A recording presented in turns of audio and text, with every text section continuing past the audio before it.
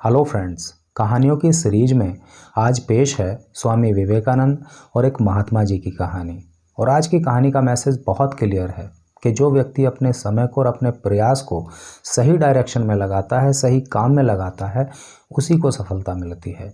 तो चलिए कहानी शुरू करते हैं। एक बार स्वामी विवेकानंद एक नदी के किनारे पर खड़े हुए थे। तभी वहाँ पर एक महात्मा जी पहुँचे। वो उनसे पूछने लगे कि क्या आप ही स्वामी विवेकानंद हैं? उन्होंने उत्तर दिया कि हाँ, मैं ही स्वामी विवेकानंद हूँ। उसके बाद फिर महात्मा जी ने पूछा कि आप यहाँ पर क्यों खड़े हैं? स्वामी जी ने उत्तर दिया कि मुझे नदी के उस पार जाना है और मैं नाविक का इंतज़ार कर रहा हूँ। इस पर महात्मा जी बोले कि बस इतनी सी बात, देखो मैं आपको दिखाता हूँ कि नदी कैसे पार होती है। अब वो पानी के ऊपर चलते हुए नदी के उस पार पहुँच गए और फिर से पानी के ऊपर चलते हुए वापस आ गए और स्वामी जी से कहने लगे कि देखा, ऐसे होती है नदी पार। स्वामी जी ने भी उनकी तारीफ करते हुए कहा कि वाकई आपके पास तो अद्भुत शक्ति है, आपके पास तो बड़ी शानदार सिद्धि है। आप तो पानी पर ऐसे चले जाते हैं जैसे कि कोई ज़मीन पर चल रहा हो। वो दोनों बात कर ही रहे थे कि तभी वहाँ पर नाव लेकर नाविक आ जाता है और स्वामी जी उसकी नाव में बैठकर नदी के उस पार पहुँच जाते हैं।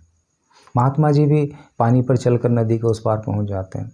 जब दोनों नदी के उस पार पहुँच जाते हैं तो महात्मा जी स्वामी जी से पूछने लगते हैं कि स्वामी जी एक बात बताओ, मेरे पास तो इतनी अद्भुत सिद्धि है कि मैं पानी पर चल सकता हूँ, उसके बाद भी लोग मुझे उतना नहीं जानते, जबकि आपके पास तो ऐसी कोई सिद्धि भी नहीं है, फिर भी लोग आपको देश में, विदेश में, दुनिया में सब जगह जानते हैं, आपका सम्मान करते हैं। ऐसा क्यों है? इस पर स्वामी जी महात्मा जी से पूछने लगे कि आप मुझे एक बात बताओ कि आपके पास जो ये सिद्धि है, इसे प्राप्त करने में आपको कितना समय लगा? महात्मा जी ने उत्तर दिया कि मुझे इस सिद्धि को प्राप्त करने में पूरे 21 साल लगे।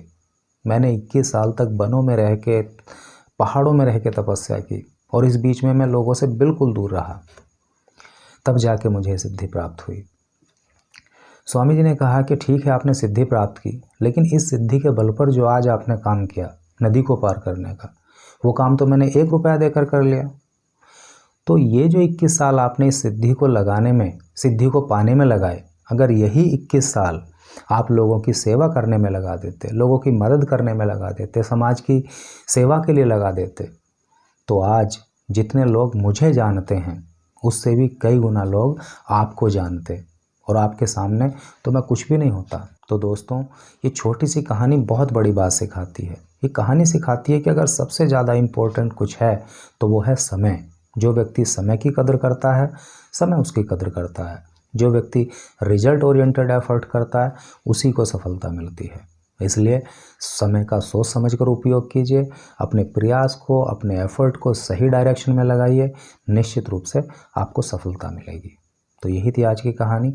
आई होप आपको पसंद आई होगी। वीडियो देखने के लिए थैंक यू सो मच।